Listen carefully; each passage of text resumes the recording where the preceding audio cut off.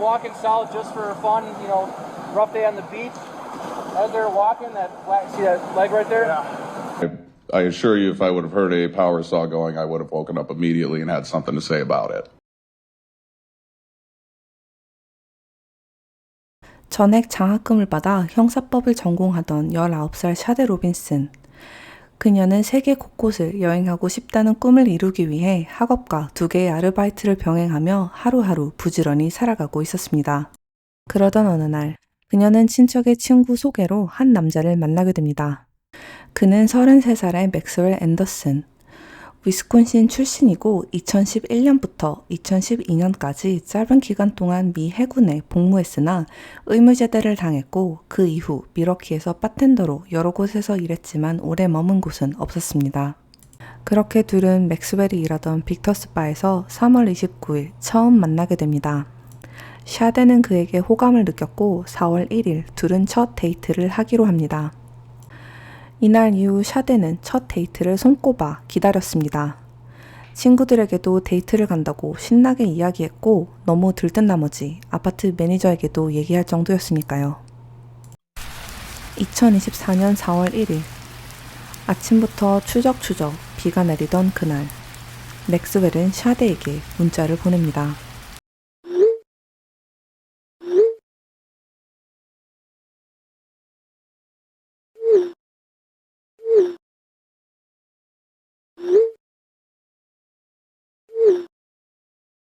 지금 보시는 영상은 맥스웰이 말한 트위스트 피셔맨이라는 식당입니다. 맥스웰은 우버를 타고 먼저 와 기다리고 있었고 그는 바텐더에게 첫 데이트를 하러 왔다고 얘기합니다. 얼마 지나지 않아 샤데가 들어옵니다.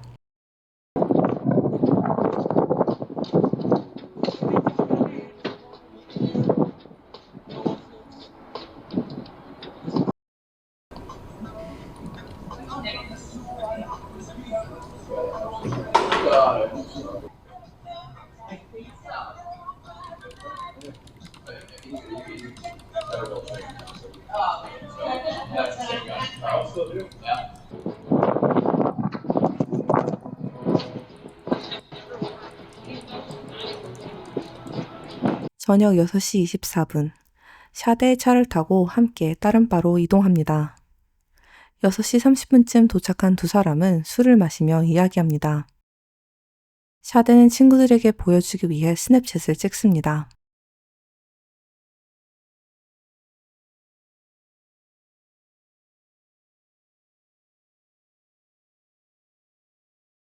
다른 커플들과 게임도 하며 어울리는 모습입니다.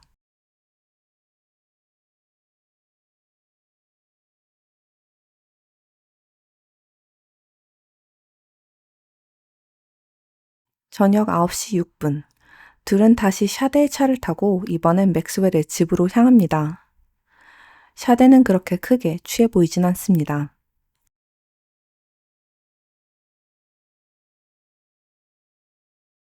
이 영상은 맥스웰과 샤데가 그의 집에 도착해 걸어 들어가는 모습입니다. 그가 거주하는 2층 불이 켜집니다.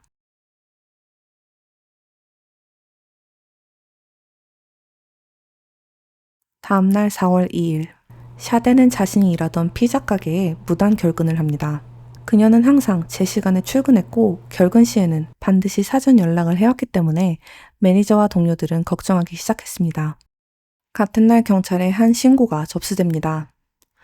어떤 남성이 자기 집 앞 공터에 차를 세우고 불을 지른 뒤 도망쳤다는 내용이었습니다.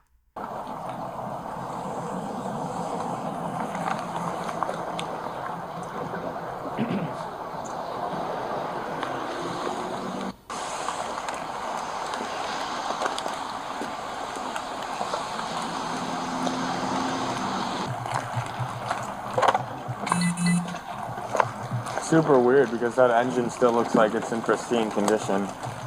So it didn't even look like, I mean that in the sense of like the fire didn't even touch the engine or any part of the front of the vehicle. Oh, it's only interior.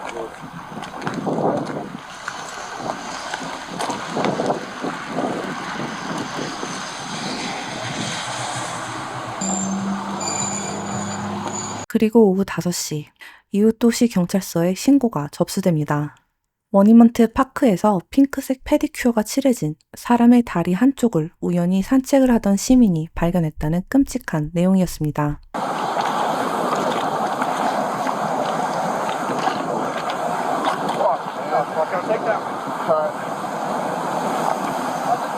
What's up, man? So this is Evan Millies. We've dealt with him before. Sometimes mostly a good guy. He's gotten in this trouble a couple times, but good dude. Okay. So they walked down the S curve from Sheridan, started walking south just for fun, rough day on the beach. As they're walking, see that leg right there? Yeah. Said that it was up about approximately where the end of that stick, that branch is. By the bushes right there. Yeah, bushes. Said that they saw it up So it's there. like up on the hill, kind of? Yeah. Okay. So said that him and his buddy, who's in my squad right now, walked out, called us, and then when we came back, it was about, I don't know, maybe 7 feet east. By the rock. I moved it just for evidence purposes. Okay, so this gets swept away? Yeah. Okay. And I've documented it well on body cam with different angles of where it was. And Okay, cool. All right, we got a... You want to tell me where it is? What's your name again, bud? Evan. Evan? Okay, Evan. How long were you out here? About probably an hour. An hour? Yeah. Okay. Do you usually come this way? Yeah. Yeah? It's going The to first be time you seen Marco. anything here? Yeah. Yeah? It's the first time you seen anything like this? Yeah. Yeah? Okay. All right, Evan. Just hang tight. Don't go anywhere, okay? Yeah.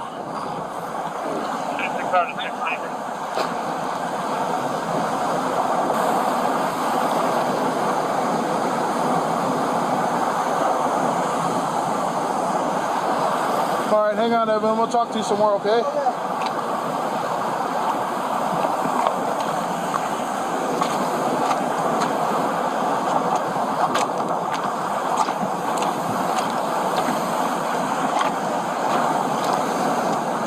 같은 날 저녁, 샤데의 친구는 전화도 받지 않고 출근도 하지 않은 그녀를 걱정해 경찰에 실종 신고합니다. 다음 날인 4월 3일, 경찰은 샤데의 아파트를 방문해 문을 두드리지만 아무런 응답이 없습니다. CCTV를 확인한 결과 그녀는 4월 1일에 집을 떠난 후 돌아온 적이 없었습니다. 친구들과 공유하던 위치 기록을 통해 그녀의 마지막 행적은 4월 2일 새벽 3시에서 4시 반 사이 머니먼트 파크 인근으로 확인됩니다. 4월 4일, 경찰은 맥스웰의 차량을 미행한 후 교통단속을 위장해 차를 세우고 그를 체포합니다. 형사의 말에 의하면 그는 저항하진 않았지만 무척이나 떨고 있었다고 합니다.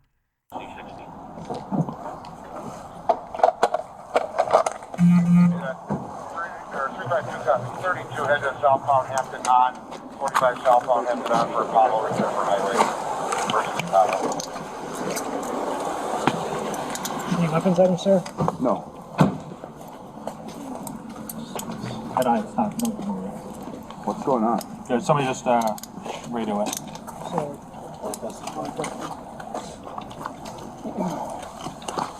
124 dispatch. Stow. I'll let you know what's going up. The keys to in the ignition? Yes. Yeah, I want to custody. Send the paperwork home, and then I can go to the DMV.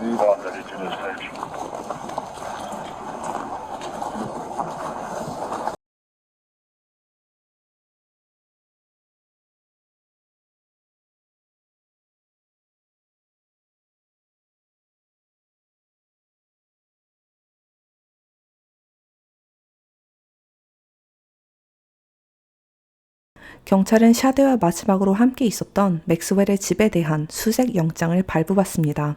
같은 날 저녁, 스와팀이 맥스웰의 집에 출동해 문을 강제로 개방했습니다. 집 1층에는 세입자가 살고 있었고 수사관들은 침실의 침구리와 지하실로 이어지는 벽에서 혈흔을 발견합니다.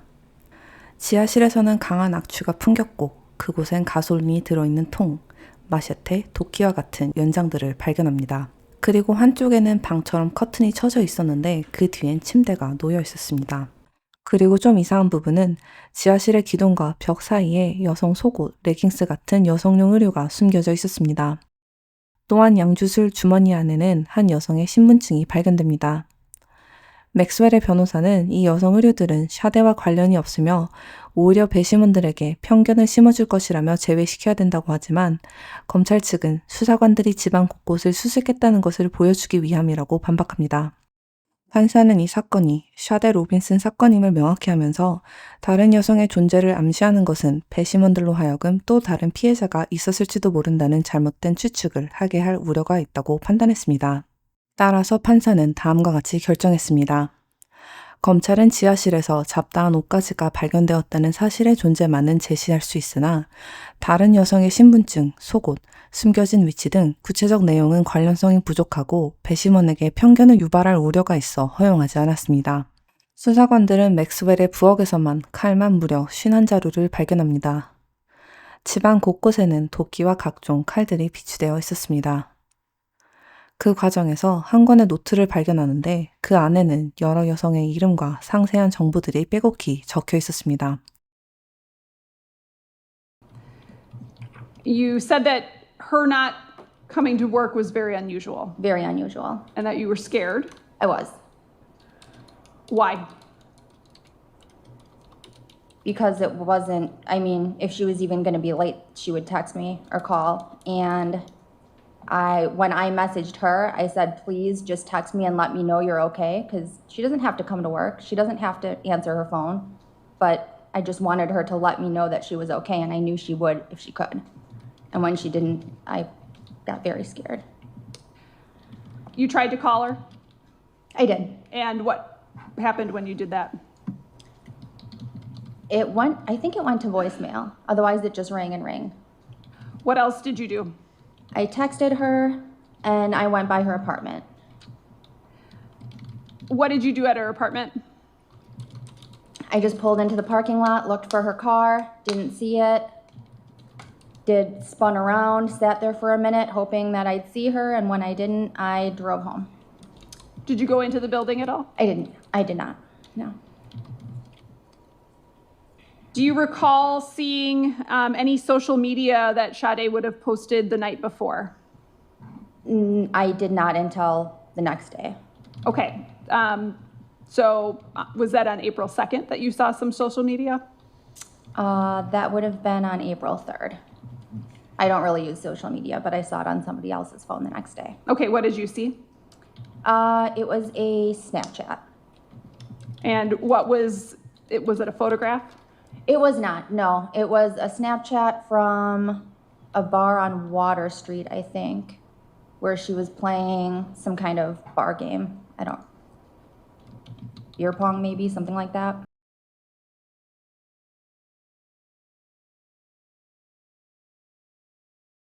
That first portion of the video, what were you doing?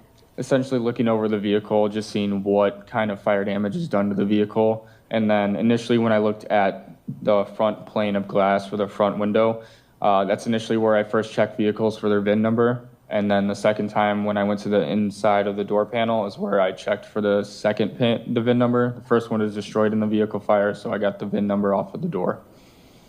The purpose of getting that information is what? Typically, and sometimes with the Milwaukee Police Department, some vehicles have license plates that do not match the vehicle that it has on it. So I always double check and write down the VIN number of the vehicle and the license plate as well, just to make sure that they match if I run the license plate or if I run the VIN. You did that in this instance? Yes, sir. And then did you run that information to try to figure out who the vehicle belonged to? I did. And who did the vehicle belong to? We run it through a certification called E-Time, which is a Department of Transportation check. And when I ran the license plate and the VIN of this motor vehicle, it listed to Sade Robinson. Clip of you standing at the driver's side of the vehicle. How would you describe the interior of the vehicle? Completely destroyed, essentially set on fire, complete fire damage of the interior of the vehicle. The frame that I have on the screen right now from your body cam, it looks like there's a lot of trash. Do you see that? Yes. Do you know this location? Is that abnormal for behind this building? Not at all. Okay. Is this building, as it was abandoned at the time, was it kind of a dumping ground? It could be used as a dumping ground, yes. 트렁크 안에는 그녀가 마지막으로 입었던 옷과 함께 일치하는 가방과 신발이 들어 있었습니다.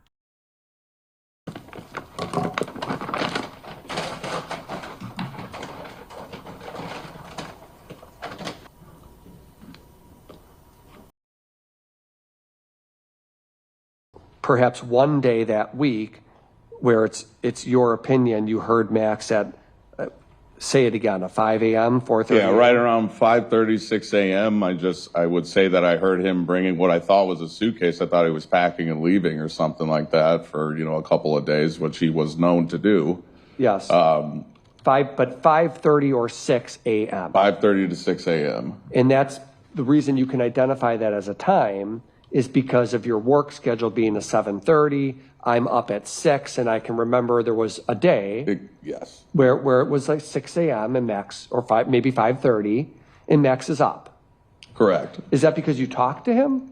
No, that's not because I talked to him. It's because I heard him coming down the stairs with presumably what I thought was a suitcase. Got it. So you can remember hearing him at a 5:30 or 6 a.m. with what you thought was a suitcase. Correct. Okay.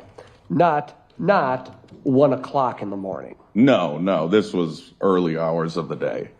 Not 2 a.m. when it would be bar time coming home and that time of day. No, I heard nothing. Or midnight. Nothing. I've heard absolutely nothing that night. Okay. When you say that night, I mean, is the elephant in the room here? Or are you talking about the night that Sade came over, of which we're here? I'm talking about the April 1st night in discussion that we've been talking about. Okay. When you say that night, that's what you're referring to? Yeah, that is the night that I'm referring to. So, no noise that night? No noise. No screaming? No screaming. Or struggling? No sounds of struggling. Or a saw being used? No, nothing like that. I assure you, if I would have heard a power saw going, I would have woken up immediately and had something to say about it. Yes, or if it was 1 in the morning, Exactly. It's 1 in the morning and you hear thump, thump, thump, thump, thump coming down the stairs, that's something you'd want to address. Correct. Right. And similarly, you didn't hear someone rummaging around the basement collecting a bunch of tools. No, nothing like that. Or anything in the basement at all. I didn't hear anything in the basement at all. And actually, if Max were to exit the house, the only way Max is getting out of his unit, other than jumping off a balcony or a window, is to go out that side door. Out that side door, correct. With the hydraulic arm that doesn't work. You are correct. Right into the neighbor's home, literally right up to the neighbor's home. You are correct, yes. A group of about 20, they're searching places mentioned in the criminal complaint of Robinson's suspected killer, Maxwell Anderson. 그러던 어느 날, 인근에 버려진 놀이터에서 그녀의 가족은 어디서 많이 본 듯한 핑크색 담요를 발견합니다. 샤데의 얼굴과 한때 그녀가 키웠던 반려견이 프린트된 담요는 밤에 내린 비를 맞아 축축했고 둘둘 말린 채 버려져 있었습니다. 가족은 인근에 있던 경찰을 불렀고 경찰이 도착해 담요를 들추자 그 아래엔 뼈 조각들이 숨겨져 있었습니다.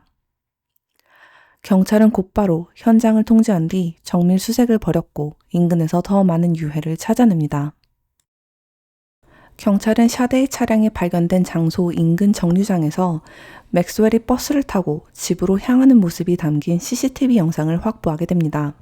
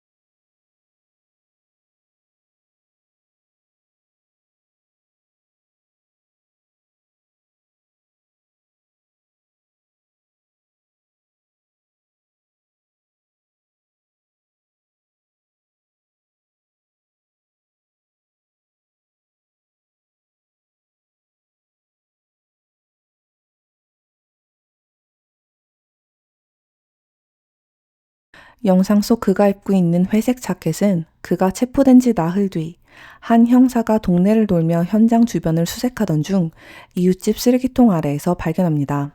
자켓 주머니 안에서는 라이터, 성냥갑 3개, 포켓나이프, 그리고 작은 손전등이 나왔고 겉면에서는 샤데의 DNA가 검출됩니다. 하지만 영상 속에서 그가 메고 있던 큰 배낭은 끝내 발견되지 않았습니다. 샤데의 첫 유해가 발견된 지 약 2주 후인 4월 15일. 밀워키 형사는 맥스웰을 알고 지낸 지 3, 4년 됐다는 익명의 제보자와 면담을 하게 됩니다. 익명의 제보자는 3월 5일 저녁 맥스웰의 집을 방문했을 때 있었던 이상한 일을 기억하고 있었습니다. 그날 맥스웰은 제보자를 지하실로 데려갔습니다.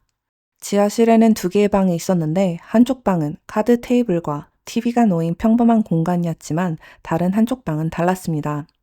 그 방은 벽, 바닥, 천장까지 두꺼운 비닐로 완전히 덮여 있었고 한쪽에는 싱크대와 톱 3자루가 노골적으로 놓여 있었습니다. 그리고 그곳에서 맥스웰은 제보자에게 섬뜩한 계획을 털어놓았습니다. 그는 최근에 알게 된 대학생 여자아이가 있는데 그녀를 집으로 데려와 권총으로 위협해 지하실로 끌고 간 다음 총으로 쏴 살해하고 시신을 훼손해 도시 곳곳에 유기할 계획이라고 말했습니다. 이에 대해 맥스웰의 변호사는 자신을 밝히지 않고 익명의 제보자로 불리기를 원하는 사람들에 의해 제공된 정보는 종종 거짓과 과장된 경우가 많고 본인들은 해당 제보자의 이름조차 전달받지 못했다며 그가 제공한 정보는 사실이 아니고 이를 뒷받침할 물리적 증거 또한 없다고 반박합니다. 4월 16일, 형사들은 맥스웰의 핸드폰을 포렌식 분석합니다. 그리고 그날의 추악한 진실이 드러나는 영상 하나를 발견합니다. 영상 속의 샤데는 의식이 없는 상태로 힘없이 축 늘어져 그의 거실에 있는 빨간 소파에 엎드려 누워있는 모습이었습니다. 그리고 맥스웰은 그런 그녀를 성추행합니다. 영상 파일은 4월 2일 새벽 12시 5분에 삭제되었으며 이후 12시 8분부터 핸드폰 배터리가 완전히 소진돼 꺼져버린 아침 8시 59분까지는 어떠한 사용 기록도 확인되지 않았습니다. 그의 핸드폰은 오전 12시 8분 이후에도 자택에 머물러 있었던 것으로 나타났습니다. 검찰은 이를 두고 샤데와 그녀의 차량을 처리하는 동안 마치 자신이 집에 있었던 것처럼 보이게 하기 위해 알리바이를 조작하려 한 의도였다고 주장했습니다. 차량이 진입하는 듯 희미하게 헤드라이트 불빛이 비춰옵니다. 어둠이 짙게 깔린 새벽 3시 5분. 누군가 나무가 우거진 호숫가 길을 따라 걸어가는 모습이 보입니다.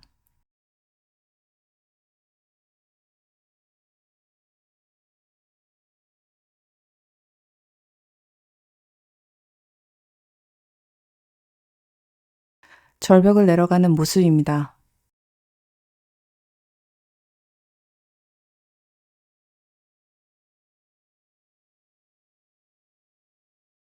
올라갈 때는 무언가를 짊어지고 올라옵니다.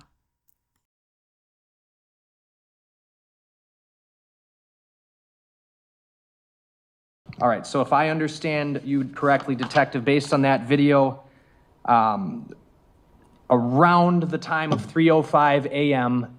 is when the human silhouette appears to descend the bluff, remain down there until about 4:17 a.m., correct? That's correct. And that would be consistent with the times that the vehicle entered the service road where the gate is and then exited subsequently around 4:30 a.m. That's correct. The pump videos that we saw, it was your testimony that the figure was somewhat of a human silhouette. Correct. A black and white figure. Correct. Grainy images. Yes. Going in the tree line area. Correct. Which doesn't show us really anything other than some human figure going up and down in that area, right? Yes. You can't make out even that the person has a body part that they've discarded, can you? That's correct. I can't determine that. Okay. Can you determine when you spend all these hours studying the video, can you determine the race of the person? No.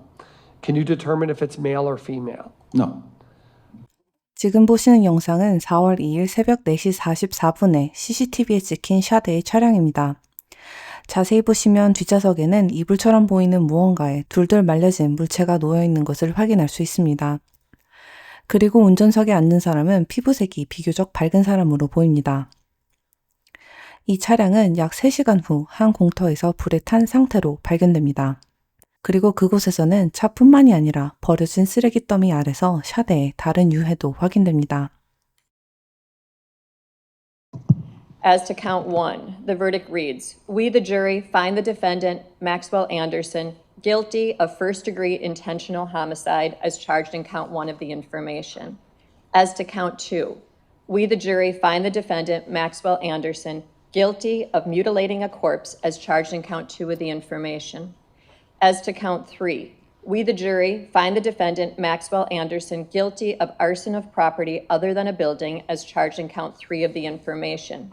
As to count 4, we, the jury, find the defendant, Maxwell Anderson, guilty of hiding a corpse as charged in count 4 of the information. Thank you for this opportunity. On behalf of myself and my family, I'd like to say a few things. First, to Sade's family, there are no words that I can share that will reduce your pain. You are all in my thoughts every single day. Although it is not the same, having lost a boy that was like a son to me 10 years ago, I have some sense of what you are feeling. It took me a very long time to get past the pain that I felt for the person that contributed to his passing. I'm not asking you to forgive anybody or anything. That is between you and your God. To the court, in particular, to Deputy Allen, to Judge Crivello, thank you for your compassion and all of your professionalism. To Max,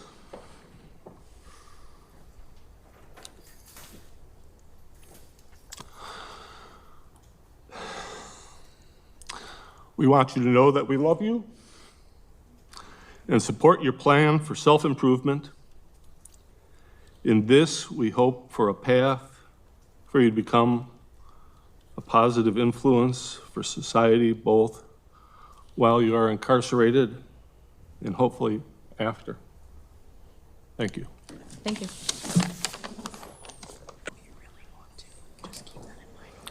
I am the mother of Sade. I've raised my daughters. We are light worker people. We are very angelic individuals. For us to even be here, I'm going to have to ask. I wanted to go before my daughter because I need her to be protected by this heavy demonic energy that is residual in this courtroom, this devil and his entire demonic family in this courtroom. It's very heavy to where I can't even talk.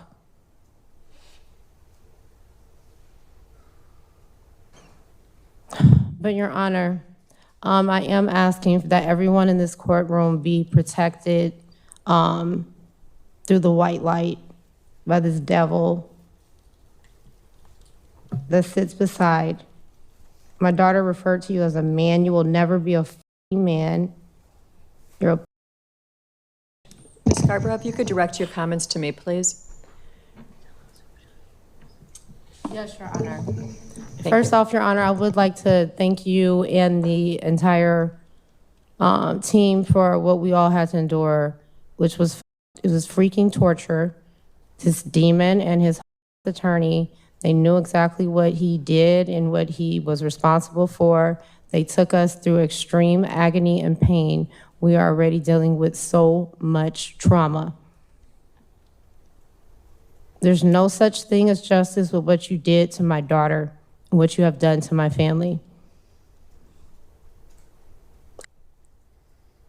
You plotted and planned to kill, then you disrespectfully spread my daughter across the Milwaukee like a piece of trash. How dare you? If you had any type of core piece of anything left in your demonic soul, or if your parents, your devil parents had any type of respect, I don't even know how they could sleep at night. You knowing what type of demon son they raised, and then tried to cover it up. Y'all tried to flip that house. Y'all done did so much whole shit. Don't make no damn sense. Noise about the millionaire murderer's son comes and takes my daughter. I don't give a freak about what your color status or how much money you got. You ducked with the wrong family. Because I don't play. You thought you was going to get away. But I'm going to respectfully request that you confess where the rest of my daughter's crown is, if you have any respect left for me and her father and her sister and the rest of my family in this community. You've already done the worst. You can at least give us that much. Your Honor, Judge, I'm asking that this demon be respectfully returned back to hell as soon as possible. That's what I'm requesting through the court. Please return him back to hell as soon as possible. No possibility of life without parole, the maximum. And this devil should not be given any more special millionaire privileges being held in certain populations. He needs to be, not he, but that devil needs to be placed in a population with the rest of the demons that harm and hurt individuals, the murderers, the serial killers, the felons. You are not on no special privileges. Your money is not gonna protect you. It's a done deal. Sade's justice is just now beginning, and you and all of your family will eternally pay for what you did to us.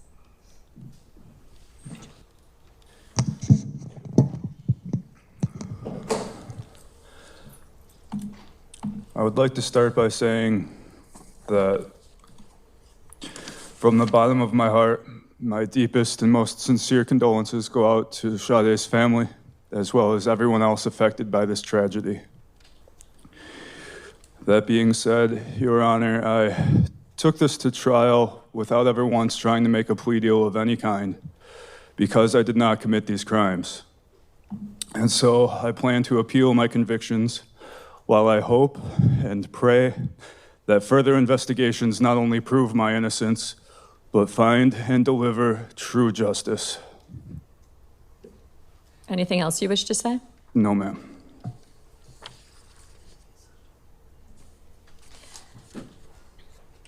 At the point of sentencing, I have to look at different factors. I have to look at your past record. And I'll agree with the defense that the prior record on its face is not as egregious as many cases I see in my courtroom. Quite often you see a background filled with felonies and violence. But what I said was on its face. When you look at the record as it's worked through in the pre-sentence investigation, I'll agree with the state that there are some red flags that jump out at you that show a level of violence that maybe it may have been a precursor. You know, when you look at the original case mentioned from Pewaukee from March of 2010, it looks like it's an underage drinking party. And when the officers come in, they find a bunch of people hiding, and they indicate they're about to do a search. And later there's people saying that they were being held in the home against their will. Kind of a weird comment to have on an underage drinking party. Ultimately, they find Mr. Anderson hiding behind an entertainment center. He's belligerent. He tells the police, "F you, I hope you're proud to serve your country this way." He's then very coarse, and his comments are obscene. He then urinates in a police vehicle and calls a female police officer inappropriate. 그는 이외에도 어머니와 그녀의 약혼자, 조부모님에게 집안 물건을 부수며 폭력적인 언행을 하다 경찰에 체포된 적이 있습니다. It sounds like Mr. Anderson's the guy that does what he wants, when he wants, and he follows his own rules, not the rules imposed on him. And that's a frightening thing. You know, I read through the defendant's version of what happened. And it starts off by indicating that he was skeptical to meet with the pre-sentence investigator because he did not receive a fair trial. And there's no reason to believe that this writer's report would be fair or impartial. You know, speaking about the trial, you know, there's a constitutional right to a trial. Every person charged with a crime has a constitutional right to a trial. And we do not in any way penalize anyone for going to trial. It's also a constitutional right to be represented by counsel. Now, you get credit for taking responsibility. You get credit for resolving a case early. You get credit for stepping forward and saying, what I did was wrong. Because usually this first step in rehabilitation is taking of responsibility. And we didn't have that here. That's why it's important to read what his version is. So you heard him say today that he didn't commit this crime. What he said about the offense was that they met for food and drinks and they proceeded to his apartment, and that's pretty much all there is to say, he said. He offered no other information as to what transpired that night. He later said that he regretted he did not walk Miss Robinson to her vehicle when she left his apartment, and he believed it was at that point she was abducted by an unknown assailant, quote, either from the alley or from my backyard, unquote. When asked how he accounted for his presence in the area where Miss Robinson's vehicle was set on fire, Mr. Anderson said that he was set up. He stated he was in the area to buy marijuana, and quote, and all it would have taken was for someone to know where I lived and where I'd be in the morning, unquote. He would not tell the writer when or how he made the arrangements to purchase the marijuana, and then instead stated, quote, I plead the fifth. He then went on to point to things that he claimed were egregious errors at the trial. He claimed that there was a video that showed the photos on the phone and that the state only played stills of the video. That wasn't the evidence at trial. Am I correct? Yes. He claims that the still photo that showed his hand grasping Miss Robinson's breast was part of a video, and it was only a still that was shown. Incorrect, correct? You're correct. Okay. He indicated that at trial it was flaunted, the difference in age. And when I read that, I was somewhat shocked because I didn't really find that that was pointed out at all during trial. I mean, it was mentioned how old she was, but other than that, I didn't think that that was in any way an issue, and it barely even made it into my notes. So I thought my point is, I thought it was interesting how his view of reality seems different from what I find truly transpired. And I found it at numerous points during the pre-sentence investigation. You know, looking through this pre-sentence investigation, his viewpoints were very inconsistent with the reality. You know, I think the first issue relative to the mother's fiance, that was credibility. You know, it sounds like he lied to law enforcement. You know, he's asked, have you ever been involved in mental health treatment? Have you ever been in a mental health facility? Have you ever received treatment? He responds in the negative, but then we have the mother indicating that he was in an outpatient at Rogers. He indicates that he never made a suicidal attempt or had an ideology of said. But then we read about in the Navy how he was dismissed from the Navy due to a medical release, which appears to be related to a suicidal attempt in trying to. And just odd things, like he talks about how he purchased the home himself for $160,000, but the mother says, no, I told the dad to buy him the home. It just seems like he has a different view of reality than the rest of the world does. So how do we protect society from a man who clearly has had darkness in his past, who engaged in behavior that is, it's the facts that you see written in horror novels. That's what we have to determine. And you know, it isn't easy. I can tell you that when you think about, is there ever something redeemable in a person? You'd like to say at some point there is. And I can tell you that at the points in life where I've come to the conclusion that there isn't anything redeemable, you know, you do think about, I think it takes away a little piece of my soul. How come I couldn't find anything good? How come I can't find anything that I can say at some point you'll be a better person? 위스콘신 주에서는 1급 고의 살인은 무조건 종신형이 선고됩니다.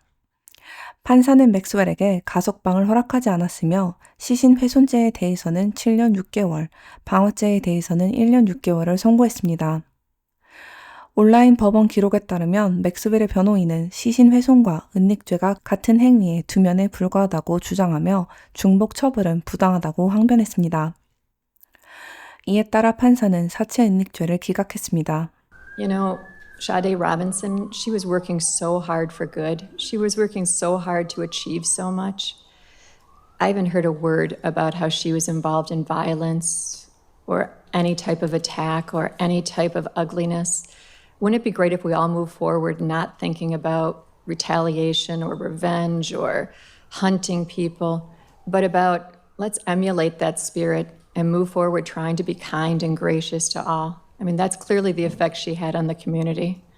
If we all try a little harder to step away from violence and to be kind to each other, to communicate more, maybe our world will be a better place. Just an idea. Thanks, everybody. 아직까지도 그녀의 머리, 오른쪽 가슴 부분의 살점, 그녀의 브라, 크림색 윗옷은 발견되지 않았습니다.